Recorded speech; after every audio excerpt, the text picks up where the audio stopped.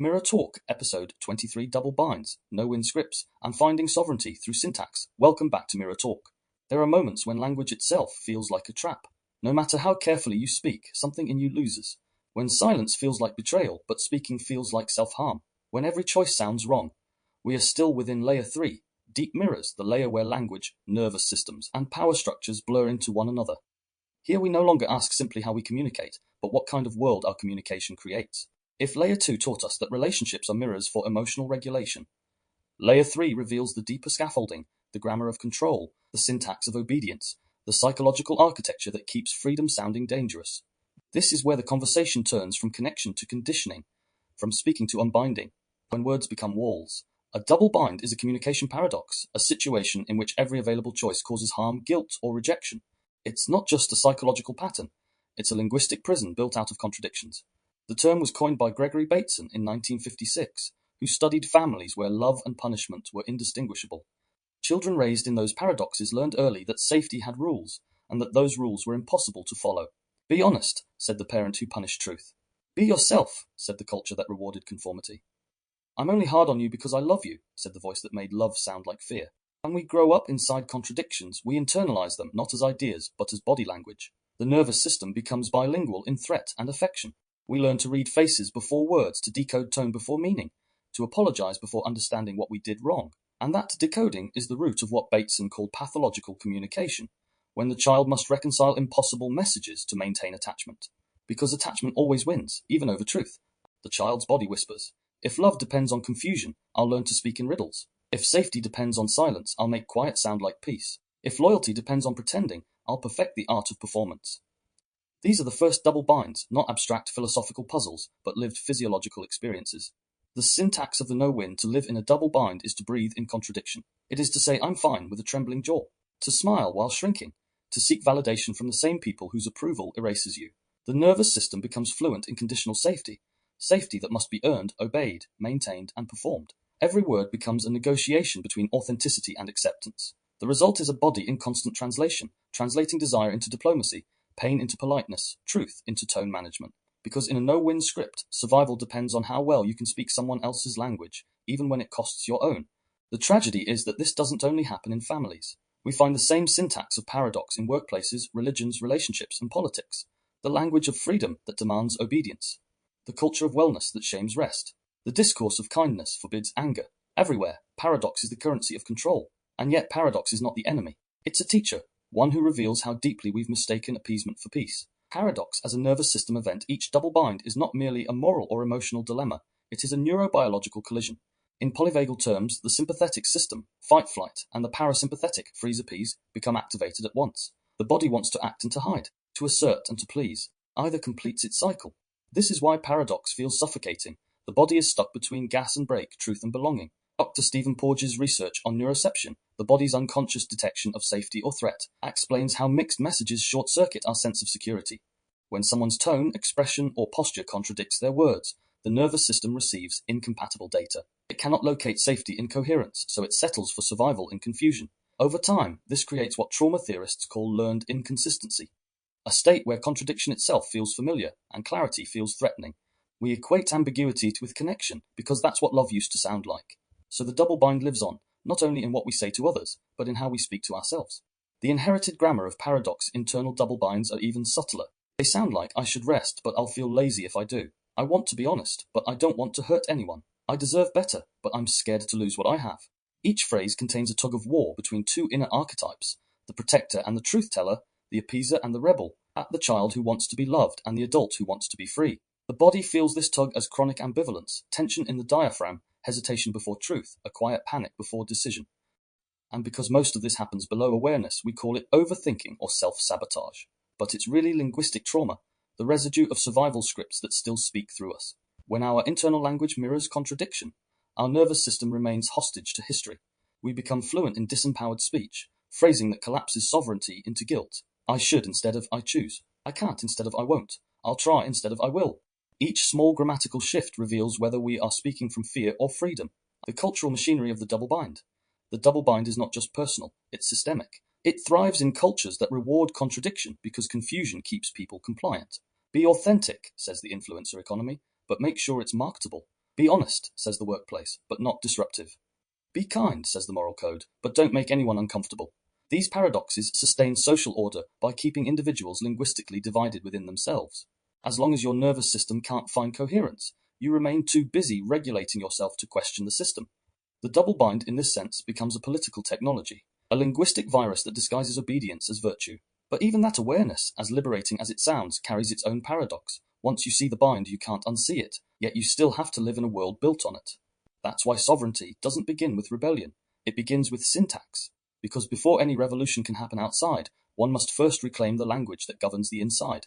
The journey ahead, in this episode, we travel through the anatomy of the no-win, through the grammar of guilt and the syntax of surrender, through the invisible architecture of sentences that trap both the speaker and the listener in loops of confusion and compliance. We'll begin in element 1, the anatomy of the double bind, tracing the roots of this paradox back to Gregory Bateson's 1956 research on paradoxical communication. We'll explore how children internalize damned if you do, damned if you don't dynamics through inconsistent caregiving, and how, in adult life, that early contradiction mutates into a constant war between love and freedom, honesty and harmony, success and belonging. You'll be invited to reflect on one simple question. Where in my life do I feel punished no matter what I choose?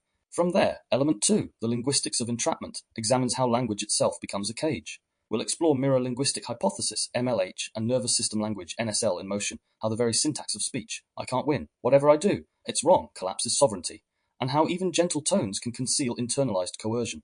Together, we'll look at real-world anchors, institutional gaslighting, workplace team rhetoric, and familial guilt loops. The reflection asks, what words make me smaller even when they sound kind? In element 3, cognitive dissonance and the internal double bind, the focus turns inward. Here we uncover how the inner narrator becomes both victim and enforcer, repeating the mixed messaging of authority figures long after they're gone.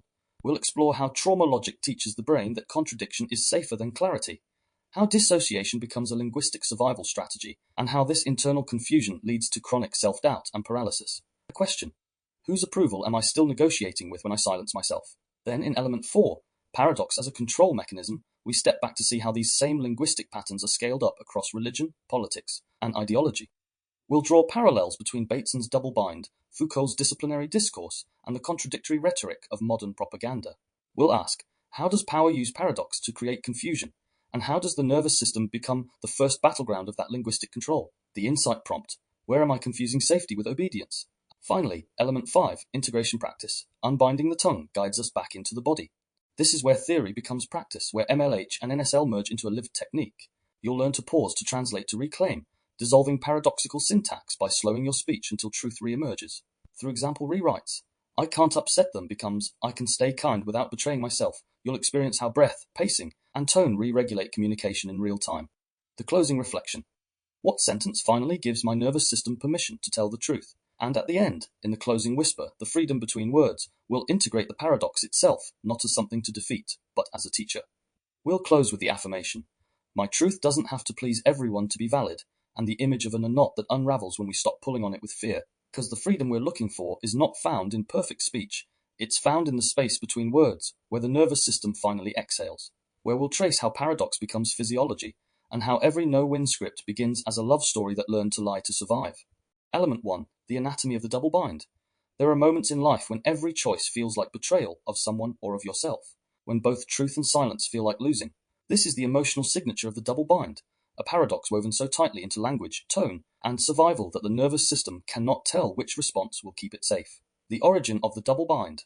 The phrase double bind was coined in 1956 by anthropologist and systems theorist Gregory Bateson, whose research on paradoxical communication in families marked a turning point in the study of both psychology and language.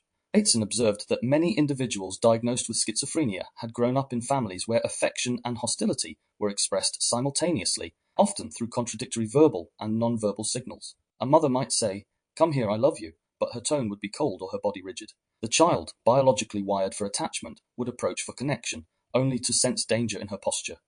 What happens when both safety and threat are delivered in the same sentence? The nervous system becomes trapped between approach and avoidance, two opposing reflexes firing at once. The child cannot withdraw without losing love, but cannot approach without activating fear. Over time, this pattern produces what Bateson called pathological communication, the collapse of the ability to distinguish between authentic and strategic language, between truth and performance. But in reality, this pathology isn't madness, it's an adaptation. The child learns to regulate through paradox, to read tone instead of words, to prioritize the other person's mood over their own emotions, to survive love that feels like punishment.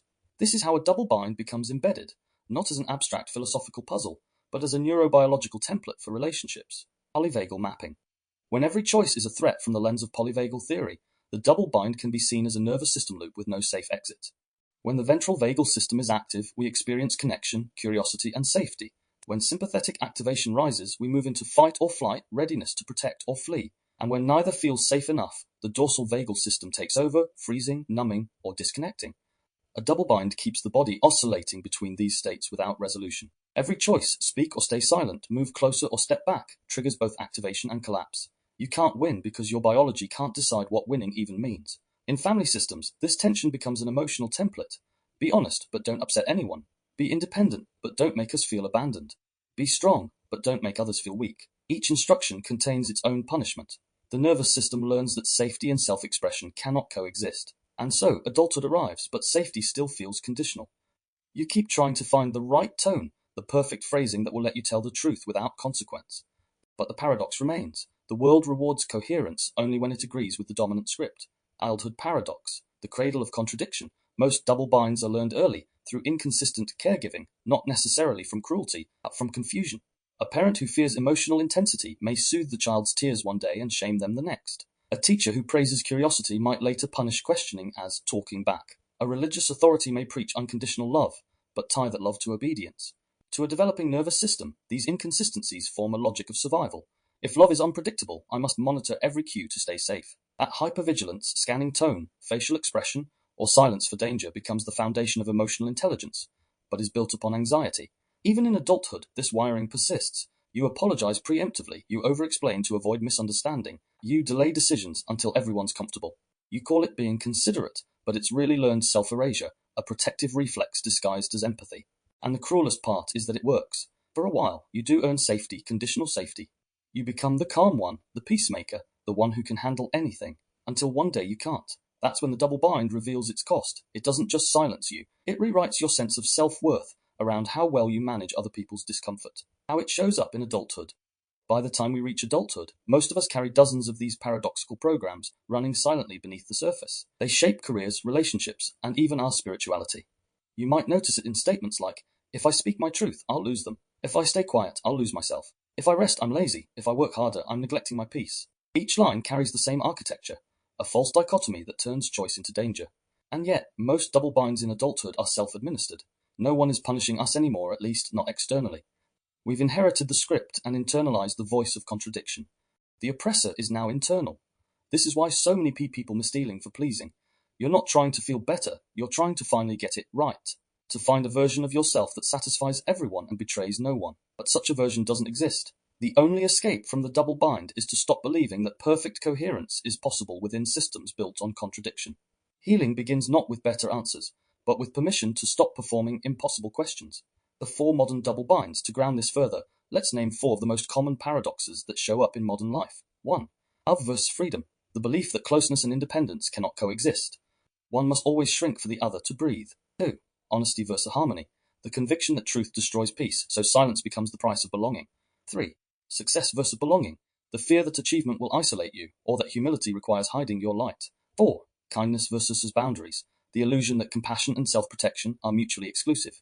Each of these is a linguistic equation the nervous system cannot solve, because both sides are true, depending on who taught you what safety means. Love was supposed to mean freedom, but in your home, it meant control. Honesty was supposed to heal, but in your family, it caused distance. Success was celebrated until it threatened someone else's comfort. Boundaries were praised until they inconvenienced the wrong person. These are not moral failures, they are semantic inheritances. They reveal how our language of values often hides a physiology of fear. The emotional mathematics of no-win double binds operate through a kind of emotional arithmetic. Every action has 2 contradictory consequences. One satisfies belonging but sacrifices integrity. The other protects integrity but risks abandonment. So the brain starts trying to calculate the least painful choice. It builds algorithms of self-censorship. If I phrase it softly, maybe they won't be angry. If I explain enough, maybe I won't be misunderstood. But what this logic forgets is that conflict avoidance is not peacekeeping, it's nervous system management. Because what you're really trying to regulate is not the other person's reaction, but the body memory of rejection. The child within remembers what it felt like to lose love through honesty, so the adult avoids that sensation by rehearsing compliance. And that's why even awareness of the double bind doesn't immediately free you, because awareness doesn't rewire the nervous system. Regulation does. Until the body feels safe enough to risk disappointment, the mouth will keep saying what the heart doesn't mean. Reflection prompt. Take a quiet moment and notice. Where in your life do you feel punished no matter what you choose? It might be in your work, where authenticity threatens hierarchy. It might be in a family where individuality feels like betrayal. It might be in love, where silence buys peace at the expense of truth. Notice not just the thoughts, but the sensations. Where does your body tighten? Your chest, your jaw, your gut. That's where the paradox lives, not in your logic, but in your fascia. And the first step to unbinding it is not to decide better, but to notice that your body has been deciding for you all along. When syntax itself becomes the cage, healing begins in language, because every double bind hides inside a sentence, and every sentence can be rewritten. In element 2, the linguistics of entrapment will decode the grammar of compliance, how tone, politeness, and socially accepted empathy can keep you small, and how reclaiming the pace and phrasing of your own speech can begin to return sovereignty to your nervous system. Element 2, the linguistics of entrapment. There are prisons built without walls, made not of stone or steel, but of syntax. The language of the double bind doesn't just describe your reality, it shapes it. And when words become rules rather than tools, language itself starts to dictate who you are allowed to be. This is the linguistics of entrapment, when speech becomes a self-policing mechanism, when tone becomes a survival strategy, and when the body translates every polite sentence into an internal command. Don't risk it. Syntax as a psychological cage. Every language has its grammar, its structure, its expected rhythm. But beyond grammar lies social syntax, the learned pattern of how we're permitted to express emotion. Take a simple phrase, I can't win. On the surface, it's resignation. But neurologically, it's a collapsed loop, a statement that freezes choice. The nervous system hears I can't and shuts down possibilities. The phrase becomes a spell, binding action before it begins. The same happens with expressions like, whatever I do, it's wrong. I don't want to upset anyone. It's easier to stay quiet. Each one is a linguistic echo of an older fear, the fear that authenticity is dangerous. Over time, these statements aren't just things you say. They become the architecture of your self-concept. In Mirror-Linguistic Hypothesis, MLH terms, these are closed circuits of speech. They encode the illusion of helplessness within language itself. A person raised under chronic inconsistency learns to phrase even their freedom cautiously. Their sentences shrink around others' imagined reactions.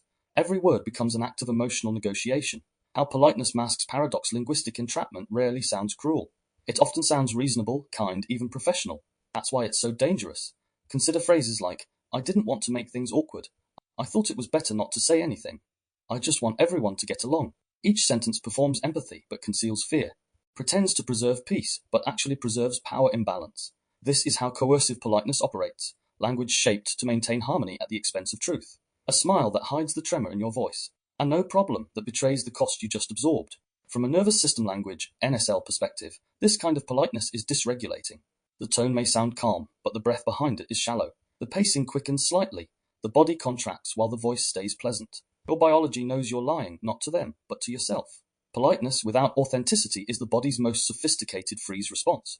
The machinery of false empathy is one of the most refined tools of the double bind.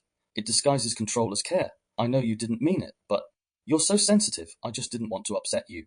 I understand you're upset, but let's be reasonable. These phrases sound compassionate, but they are designed to neutralize emotion rather than honor it. They redirect the conversation from feeling to logic, from vulnerability to compliance. The nervous system recognizes the subtext. Your emotion is inconvenient. Please calm down so I can stay comfortable. It's not empathy, it's emotional management. A subtle power move that keeps hierarchy intact. In personal relationships, it creates confusion. In institutional settings, schools, workplaces, and governments, it becomes propaganda. The paradox is this: false empathy is more socially acceptable than honest discomfort. You can say something manipulative softly and be rewarded, or say something truthful with intensity and be labeled unstable. This is why reclaiming authentic language feels rebellious, because it breaks the choreography of the social nervous system, mirror neurons, and linguistic contagion. When you hear certain tones or rhythms, your mirror neurons automatically simulate them. That's why a sigh makes you feel tired, a smile makes you soften, and an anxious voice makes you tighten. In linguistically entrapped environments, workplaces, families, and even nations, this neural mimicry becomes collective regulation or dysregulation.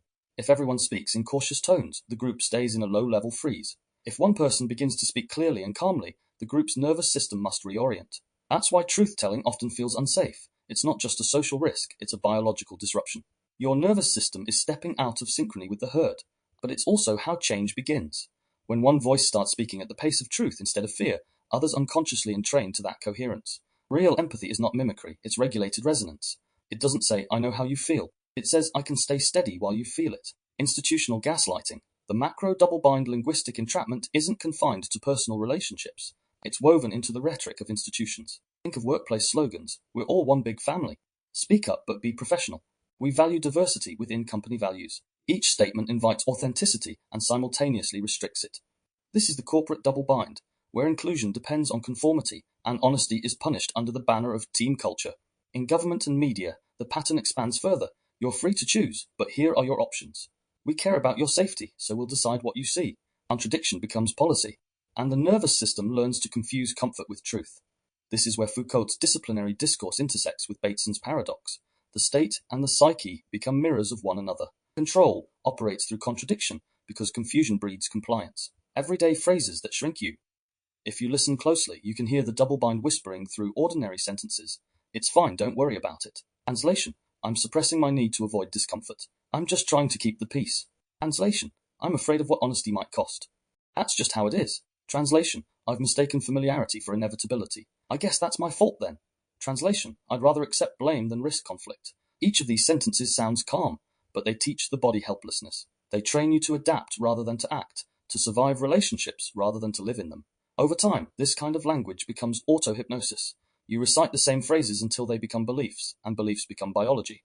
But if you pause, breathe, and slow the sentence down, you may discover there's space between the words, a place where another truth can live. NSL repatterning. The breath between words nervous system language offers a simple but radical intervention. Before you speak, feel your breath. If your breath is high and shallow, your words will likely be defensive or concealed. If it's low and full, your words will begin to reveal. When language and breath are synchronized, tone becomes coherent and the nervous system of the listener feels safe, even if the message is difficult. This is the foundation of regulatory communication, not saying the right thing, but saying it from a body that isn't at war with itself. Try this small experiment next time you feel trapped in a conversation.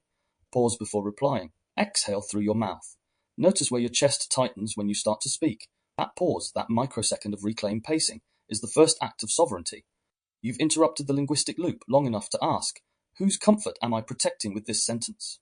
That question alone can begin to unbind the tongue. Reflection prompt. What words, phrases, or tones make you smaller, even when they sound kind? Take a moment and list them. Then, without changing their meaning, rewrite one as if your nervous system had permission to tell the truth. For example, I don't want to make a scene becomes I want to express myself calmly, even if others are uncomfortable. I'm sorry for saying that becomes I care about how that landed, but my feelings are still valid. Notice how your body feels as you read each new sentence aloud. That's not imagination, it's neuroception recalibrating to safety. Your language has just shifted from performance to presence. When language begins to unbind externally, the inner voice often resists. Because the first double bind we ever learned wasn't spoken by someone else, it was repeated by our own mind. In element 3, cognitive dissonance and the internal double bind, we'll meet the inner enforcer. The part of us that repeats mixed messages long after the external source is gone. We'll explore how contradiction feels safer than clarity, and how the nervous system clings to confusion as a shield against pain. Element 3, cognitive dissonance and the internal double bind.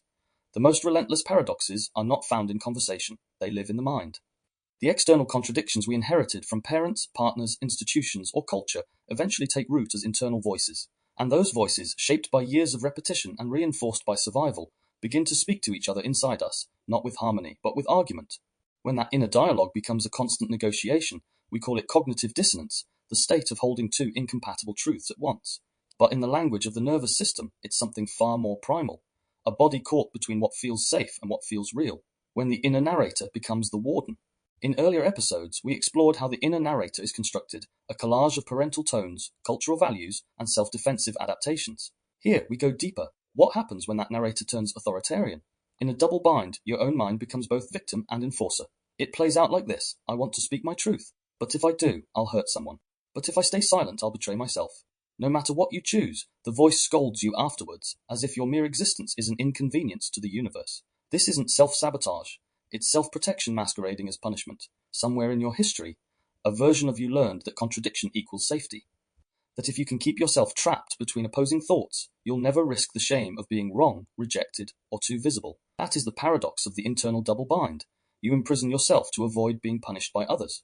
The logic of dissonance cognitive dissonance was first identified by psychologist Leon Festinger in 1957. He observed that humans feel profound discomfort when their beliefs, values, and actions conflict. To ease that tension, the mind tries to reduce inconsistency by rationalizing, denying, or reinterpreting experience. But in trauma dynamics, the function of dissonance changes. It no longer protects coherence, it protects attachment. If a child's caregiver says, "I love you," while also being neglectful, the child must preserve the image of the caregiver to feel safe. So instead of thinking, "They hurt me," the brain concludes, "It must be my fault." That's cognitive dissonance becoming emotional allegiance. The contradiction, love and harm existing together, gets internalized as I'm loved when I am small, quiet, obedient, or invisible. In adulthood, this template reappears as the inner warden, a mental authority that polices authenticity to preserve emotional safety.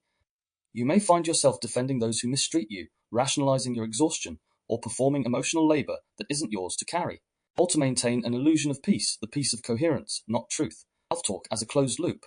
Imagine your thoughts as sentences you keep editing, not for accuracy, but for acceptability. That's how the double bind survives within internal speech. For example, I want to rest, but I haven't done enough. But I'm exhausted. I can't afford to stop. I want to tell them the truth. But they'll think I'm ungrateful. I should be more understanding. The loop has no exit because it's structured around preemptive shame. You criticize yourself before anyone else can, the emotional equivalent of ducking before the blow.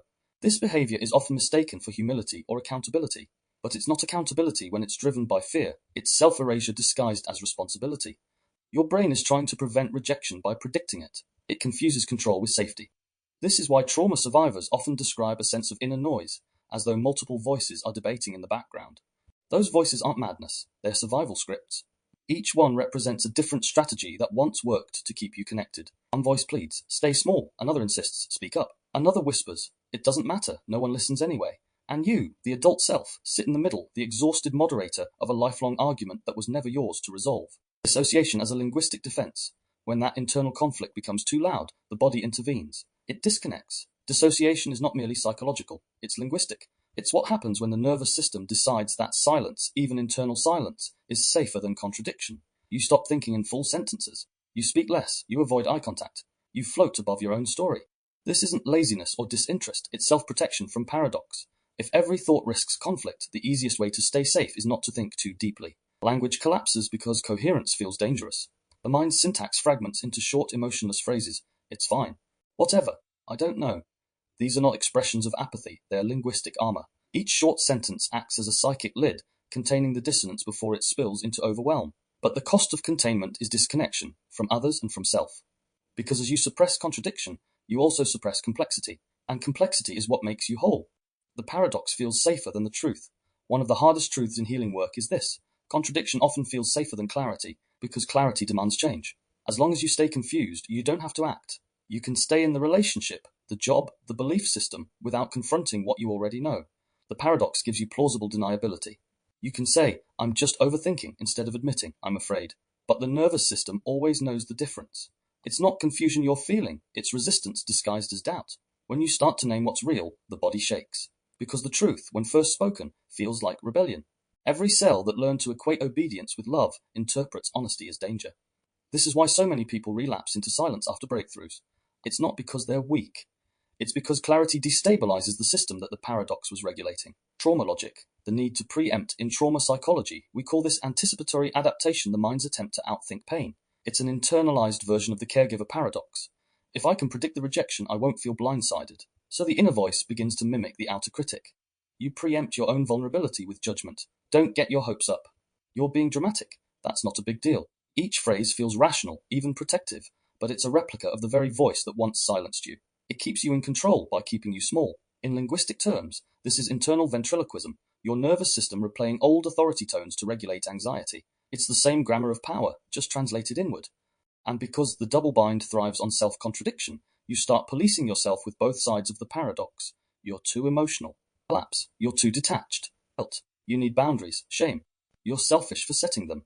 Paralysis. Every statement cancels the next. The system maintains itself through exhaustion. The collapse of authentic voice. When the internal double bind dominates long enough, you start losing access to your natural tone, not metaphorically, but literally. People often say, "I don't know how to sound like myself anymore." That's not poetic, it's neurological. The vocal system is an extension of the vagus nerve. When the ventral vagal state, safety and connection, shuts down, vocal tone flattens. Pitch range decreases, rhythm shortens, and speech becomes monotone or overly careful. Your voice isn't broken, it's defending itself. It's trying to avoid triggering further conflict. This is the physiological language of self-betrayal. The throat constricts to prevent exposure. The diaphragm tightens to limit emotion. Even your breath starts editing your truth before it leaves your body. Reclaiming your voice, then, isn't about shouting louder. It's about teaching your body that authenticity is not an emergency. The emotional cost, paralysis and collapse cognitive dissonance doesn't just cause anxiety, it produces emotional paralysis. You know both sides of the argument so well that every path feels wrong. You say yes and regret it. You say no and feel guilty. You decide, then immediately question your own clarity. This is the collapse of sovereignty, when the nervous system can no longer distinguish between guilt and empathy, between kindness and submission. You start performing moral calculus to justify staying stuck. They mean well. I don't want to hurt anyone. Maybe I'm overreacting. But none of these are truth statements. They're coping scripts. They allow you to stay loyal to the system that shaped you, because betraying the system still feels like betraying love. The result is exhaustion disguised as virtue. You tell yourself you're being patient, compassionate, understanding, when in reality, you're frozen between fight and flight, waiting for permission that will never come, the path back to coherence. So how do you break the internal double bind? How do you stop the mind from turning every truth into treason? Not by reasoning harder, but by restoring safety first. Because paradoxes dissolve not through logic, but through regulation. When the nervous system feels safe, you can tolerate the discomfort of contradiction without collapsing. You can hold multiple truths without having to sacrifice one for belonging. Here's where Mirror Talk offers its synthesis. 1. Pause the loop. When your mind starts arguing with itself, breathe. Don't choose a side. Let both truths sit beside each other without resolution. 2. Name the fear beneath the thought. Instead of I can't decide, ask what am I afraid will happen if I choose. 3. Anchor the body. Place a hand on your chest, lengthen your exhale, and remind your nervous system it's safe to know. 4. Speak aloud, slowly. Verbalize your conflicting thoughts. Hearing them in your own voice helps the prefrontal cortex integrate both hemispheres, logic, and emotion. 5. Reframe the equation. Replace either or with both and I want to be kind and honest. I can feel fear and still act. The paradox begins to soften when the nervous system realizes it doesn't have to choose between authenticity and safety, that both can coexist. This is how sovereignty begins, not as rebellion, but as reconciliation. Reflection prompt: ask yourself, whose approval am I still negotiating with when I silence myself? Write the answer without editing. Let the sentences be messy, emotional, contradictory. You may find several names, or perhaps no one's name at all, only an echo. Then ask, what does my body do right before I silence myself? Does your throat tighten? Your shoulders lift? Your breath shortens? Those sensations are the guardians of the double bind, the places where truth once met punishment. When you breathe through them instead of obeying them, you're no longer breaking rules, you're rewriting them. By now, the paradox is no longer abstract, it's embodied. We've traced how contradiction becomes a survival code, how thought becomes a cage, how self-talk mirrors our earliest negotiations with love. But beneath all this noise lives a council of inner voices, not just one narrator, but many. Each carries a memory, a role, a rhythm. Some shout, some whisper, some never learn to speak at all. In Element 4, Psychological Insight, the generational grammar of guilt and loyalty, we'll explore how these voices aren't just personal, they're inherited. How guilt sustains continuity, why breaking speech patterns can feel like betrayal, and how belonging is written not only in blood, but in tone. Element 4, Psychological Insight, the generational grammar of guilt and loyalty. The language of guilt is often mistaken for the language of love. You can hear it in family conversations, cultural idioms, religious teachings, and even in the silent tone that hums through your body when you dare to choose differently. They went through worse. Who am I to complain? They gave me everything. I owe them my silence. They did their best. It's wrong to feel angry. These sentences sound noble. They sound grateful. But beneath their surface lives a subtle contract, one that binds generations through unspoken rules of suffering, belonging, and self-sacrifice. This is what we might call the grammar of guilt, a linguistic inheritance that makes emotional autonomy feel like betrayal. And like all grammars, it's not what you say that matters most. It's the structure that shapes what you're allowed to say. The inherited syntax of submission families, like languages, have dialects. They have their own rhythm of affection, silence, reprimand, and reward. Children don't just learn words, they learn tone, hierarchy, and emotional syntax. In many lineages, guilt is the first language of connection. You are loved when you're compliant, praised when you're selfless, forgiven when you're repentant. It creates an emotional economy where love is earned through self-denial, and loyalty is proven through restraint. This dynamic doesn't require overt abuse. It's encoded in everyday expressions. After all we've done for you. You don't know how lucky you are. That's just how we do things in this family. Each phrase reinforces the same rule. Your individuality is tolerated, but your loyalty is required. This is not unique to any one family. It's cultural, even civilizational. Because language is how power replicates itself, not through law alone, but through tone. Attachment theory meets lineage. To understand how guilt and loyalty shape communication, we can look through the lens of attachment theory, first developed by John Bowlby, 1969, and expanded by Mary Ainsworth, 1978. Attachment is not just a psychological system, it's linguistic. The way a caregiver speaks to a child teaches the nervous system what safety sounds are. In a secure environment, language is consistent and congruent. I'm here, you're safe, it's okay to feel. But in an inconsistent environment, language becomes paradoxical. Stop crying, I said it's okay. Tone betrays the message, and the child learns that words cannot be trusted without reading the atmosphere behind them. That vigilance evolves into guilt-based communication in adulthood. You modulate your tone to prevent disapproval. You edit your truth mid-sentence to avoid emotional recoil. You feel responsible not just for your feelings, but for everyone else's regulation. From a polyvagal perspective, this is co-regulation through submission. Your nervous system stays in partial freeze, appeasing to maintain attachment. You are calm but not relaxed, connected but not free. This is how loyalty becomes a form of self-containment. The neurobiology of generational guilt. Modern research into epigenetics has revealed that emotional experiences can leave measurable imprints on gene expression. Studies such as Rachel Yehuda's 2016 work on Holocaust survivors and their descendants show that trauma alters the regulation of stress-related genes like FKBP5, affecting cortisol response and emotional resilience.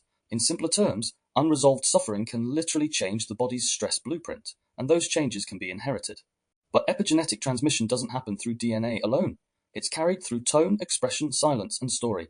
Children don't just inherit trauma, they inherit the language used to survive it. A grandparent's restraint becomes a parent's politeness, becomes a child's anxiety about being too much. The nervous system, through mimicry and empathy, absorbs the emotional grammar of the family. Thus, be grateful becomes a genetic command as much as a moral one, and don't talk back becomes not just etiquette, but biology. This is the hidden architecture of generational guilt, the fusion of speech, physiology, and love. The moral syntax of they did their best. One of the most subtle binders in family language is the phrase, they did their best. It's often said to end a conversation, to seal forgiveness, and in many cases it's true. But when used prematurely, it becomes a linguistic handbrake. It tells the nervous system, your pain is valid but not speakable. It converts empathy into obligation. It demands maturity before healing. The phrase functions as a moral syntax. It maintains coherence at the expense of integration. In mirror-linguistic terms, it forces a collapse between the emotional and cognitive layers of speech. You can understand what happened, but you can't feel it. So you become fluent in explanation, but mute in expression. You can narrate your childhood without flinching, yet your body still tenses when someone raises their voice. That's the mark of cognitive forgiveness without somatic release. Forgiveness, to be real, must pass through the body, not just the mouth. By breaking the pattern feels like betrayal. When you begin to deconstruct inherited guilt, it doesn't feel liberating at first. It feels disloyal. Because in many family systems, speech is belonging. Tone, phrasing, and silence are the currency of inclusion. If you change your language, if you start saying, that hurt me, or I need time, you're not just expressing a new thought. You're speaking in a dialect your lineage doesn't recognize. And in systems where sameness equals safety, difference feels like exile. This is why healing often triggers loneliness. You're no longer fluent in the family tongue. You stop apologizing for existing. You stop minimizing discomfort. You start speaking in a way that honors regulation over repression, and that tone alone can sound like rebellion. But you are not betraying them. You are breaking the syntax of suffering. You're evolving the language they were never allowed to speak. Cultural case studies. When guilt becomes identity across cultures, guilt is woven into social structure, a way of maintaining order through emotional obligation. In collectivist societies, family honor often supersedes individual expression. In religious frameworks, obedience is sanctified as virtue. In capitalist cultures, productivity replaces piety. Your worth is measured by contribution. Each system uses a different vocabulary, but the grammar is the same. Prove your goodness by self-denial. Even Western psychotherapy, for all its emphasis on self-expression, can inadvertently reinforce the bind. Let go of guilt, it says, without acknowledging that guilt is the glue holding the relational fabric together. You can't simply delete guilt without first building a new structure of belonging. Otherwise, the nervous system experiences freedom as abandonment. That's why integration must include relational reparenting, teaching your body that you can be both separate and safe, both authentic and loved. Guilt as a mirror of love. It's tempting to see guilt as purely negative, something to purge or transcend, but guilt at its origin is a social empathy reflex. It evolved to maintain cohesion, to signal care for others. The problem arises when guilt is manipulated, when it becomes the primary way to feel connected. If you've ever felt closer to someone through shared shame than through shared joy, you've felt the emotional economy of guilt. It's bonding through mutual self-deprecation, loyalty through suffering. In this light, guilt is a mirror of love distorted by fear. It's the nervous system saying, I'd rather feel wrong than alone. The task isn't to eliminate guilt, but to reassign its purpose from servitude to integrity. Instead of "I'm bad for choosing differently," try "I feel guilt because I care, and I can care without self-betrayal." That's the first stage of linguistic alchemy, keeping the empathy, shedding the control. The lineage of silence. Every family has a silence that holds the walls together, an untouchable topic, a taboo emotion, a tone that signals "not now." Children learn to feel around it like a bruise. Sometimes that silence is grief, addiction, sometimes unspoken trauma or shame. But whatever its content, it has the same function: containment through omission. You don't need to teach children what not to say. The nervous system does it for you. One glance, one shift in tone, one withheld smile, and the child internalizes the rule. This is where language ends. That's the genesis of the generational double bind. You're told to be honest, but not about that. You're encouraged to feel, but not too much. You're praised for being strong, but punished for being distant. These contradictions echo across generations until someone finally says no, not as rebellion, but as reverence. Reverence for what honesty could mean if it were allowed to live. Personal reflection. There were moments, in writing and in conversation, where I realized how often my own words carried my family's rhythm. Sentences softened by apology, humor used as a shield, statements curved into questions. It wasn't deliberate, it was dialect. A survival syntax passed down from people who equated humility with safety and politeness with virtue. When I began to speak more directly, even lovingly, my nervous system rebelled. It felt like shouting, even when my tone was calm. I noticed the tremor, the instinct to retract, to clarify, to soften again. That's when I understood. It wasn't my voice that was afraid. It was the echo of every voice that came before it. They weren't wrong. They were just protecting me, the only way they knew. Now, when I feel that inherited tremor, I breathe and whisper to it. We can speak differently now. And the echo softens. Reflection prompt. Ask yourself, do I still use their words to earn their love even when they're gone? Listen not for guilt, but for longing. Because beneath every inherited phrase lies a wish to belong without disappearing. You don't need to disown your lineage to rewrite its language. You only need to remember that love doesn't require fluency in fear. When the grammar of guilt begins to loosen, space emerges, the pause between generations, where new speech can take root. That's where sovereignty begins, not in defiance, but in translation. In Element 5, Integration and Benediction, reauthoring the family tongue will turn insight into ritual, learning how to listen, locate, loosen, and language the phrases we've inherited. We'll practice transforming coercion into choice, politeness into presence, and guilt into gratitude without submission. We'll end this episode not with rejection of the past, but with a benediction, an act of linguistic forgiveness, speaking the words our ancestors never had permission to say. Element 5, Integration Practice, unbinding the tongue. There is a kind of silence that doesn't come from fear, but from clarity.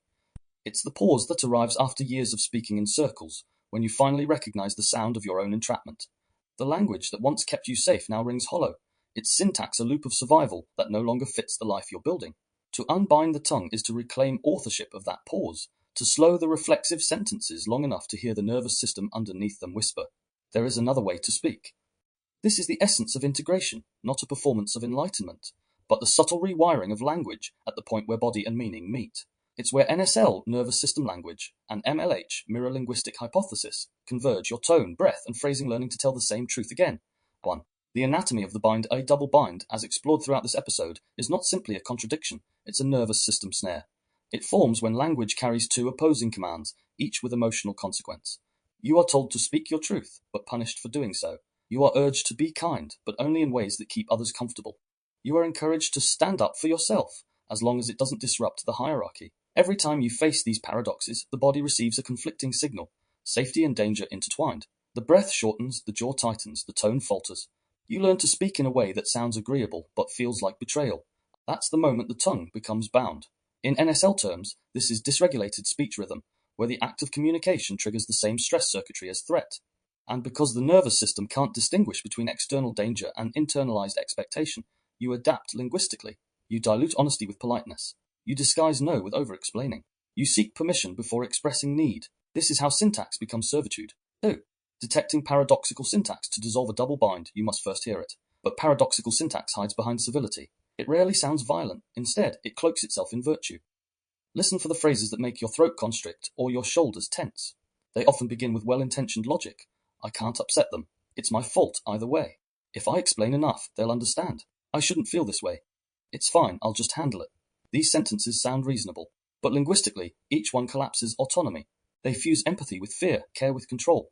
In MLH terms, they represent syntax collapse, when the subject I and the verb choose, feel, speak are linguistically severed by conditioning. When that happens, language ceases to be generative and becomes defensive. The goal is not to judge yourself for using these patterns, but to become aware that each one is a map of survival. Every paradoxical phrase reveals a wound trying to reconcile belonging and authenticity, and every recognition of that paradox is the first step toward unbinding. 3. The practice ritual, pause to translate to reclaim.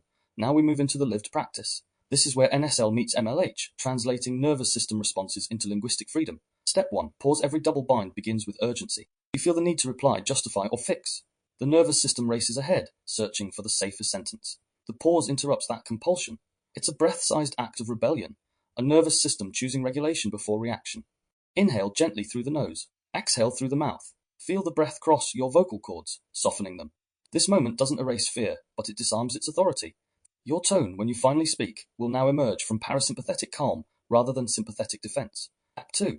Translate. Once the body is settled, bring the phrase into conscious awareness. Listen to the old syntax without speaking it aloud. Ask yourself, what is this sentence trying to protect me from? For example, when you hear yourself think, I can't upset them, notice what sits underneath, perhaps the fear of abandonment, the learned belief that love equals compliance. When you think, it's my fault either way, what surfaces might be the old conviction that harmony depends on your self-erasure. Now translate the emotional logic without the inherited guilt. Instead of repeating the sentence as a command, name it as an experience. I'm afraid of losing connection if I assert myself. I'm scared to make a choice that disappoints someone I care about. By naming the truth beneath the phrase, you transform language from cage to mirror. The nervous system reads honesty as coherence and coherence as safety. Step 3. Reclaim. Now you rewrite.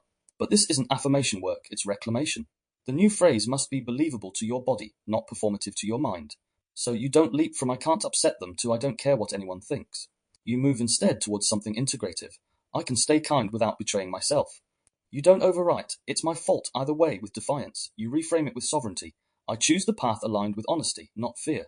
Each rephrasing releases tension, not because it's positive, but because it's true enough to feel safe. That's how you reclaim the tongue, not through slogans, but through physiological truth. 4. Re-regulation. Breath, voice, and coherence. The nervous system doesn't only understand words, it listens to tone and pacing before meaning. A calm sentence spoken through a tight throat will still register as a threat. So part of unbinding the tongue involves retraining vocal rhythm. Practice speaking your reclaimed phrase on a slow exhale. Let the breath lead the words, not the other way around. Notice how the tone deepens, the tempo steadies. Now add a brief hum before speaking, a low vibration in the chest. This activates the vagus nerve, signaling to the body that communication is safe. As you practice, begin noticing the physical markers of coherence. Your shoulders lowering, eyes softening, breath widening. That's integration in motion, the nervous system and the linguistics aligning after years of contradiction. When you enter a high-charge moment, defensiveness, panic, or accusation, you can use this as an in-the-moment NSL protocol. 1. Pause, a single breath. 2. Translate, identify the fear underneath your words. 3. Reclaim, speak from honesty instead of reflex. With repetition, this becomes automatic, your new default syntax. The language of sovereignty. 5. Reflection, the sentence that tells the truth before closing. Pause again and ask yourself, what sentence finally gives my nervous system permission to tell the truth? Don't force an answer, let it surface. It may come as a whisper or a full sentence. For some, it sounds like, I can disappoint someone and still be loved. For others, I don't need to make everyone safe to stay safe myself. Or maybe simply, I can speak slower than my fear. This reflection is the anchor, the nervous system's signature of liberation. Every truth-telling moment begins not with courage, but with coherence. And coherence begins with breath. That is the real unbinding, the moment your voice and your body finally agree on what's real. Closing whisper, the freedom between words. There is a paradox at the heart of liberation. When you stop fighting the knot, it untangles itself. The same is true of language. The moment you stop trying to please every listener, your words find their rhythm again. The double bind was never only linguistic, it was emotional. It taught you that truth and belonging could not coexist. But that was a lie woven into syntax, a myth of control disguised as connection. When you slow down enough to breathe between words, you rediscover the space where freedom lives. Not in defiance, not in silence, but in the quiet precision of speech that honors both self and other. Your truth doesn't have to please everyone to be valid. It doesn't have to be loud to be real. It just has to be coherent, tone and meaning aligned, fear no longer pulling the strings. So as we close, imagine a knot loosening in your throat. Each exhale releases a thread of tension. Each inhale reminds you, language can be home, not a cage. Repeat softly if you wish, my words belong to me. My truth can coexist with yours. My breath is the bridge between silence and sincerity. That is the freedom between words, where paradox becomes teacher, not tyrant, where voice becomes embodiment, not argument, where every sentence is an act of gentle sovereignty. Next time, episode 24, the spell of should, obligation language, replacing coercion with choice. We'll explore how should became the soft weapon of control, how obligation speech dresses fear as virtue, and how to rebuild choice language rooted in clarity, not coercion. Until next time, pause, breathe, and let your truth arrive slower than any life conditioning. That's where the unbinding continues. May your words be kind enough to calm you and true enough to set you free. Thank you for joining me today. You've been listening to Mirror Talk, the language of the nervous system. I'm James Miller.